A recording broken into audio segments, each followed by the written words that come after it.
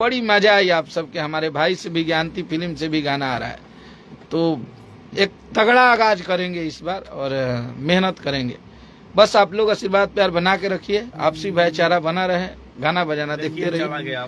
चलिए, हर हर महादेव, जय जय। पुराण भी नहीं किएगा भाई हमारा, लेकिन महादेव का जो भक्त होगा वो डांस करेगा ही डांस करेगा। और कल सुबह 6:30 बजे आप लोग तैयार रहिएगा पर कस के एकदम नाचे खाती। अब सब कुछ छोड़ के खाली डांस करना है। महादेव का महीना बा।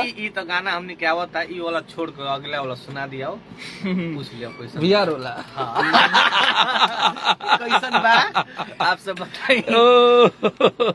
करी सब एक धूल उड़ा दीजिए सब। हमारे भाई हिट मशीन के जितने शेयर हैं सबको इतना शेयर कर देना है ना कि हम लोग अपने काम से सबका जवाब देते हैं। हमें काम करने आता है, हमें अपने लोगों पे भरोसा है, अपने पब्लिक पे भरोसा है, हमें अपने काम पे भरोसा है कि मैं हर चीज का एगो कहावत बा ना कि हर चीज के जवाब अपना कर्म से और अपना काम से दिया जाला।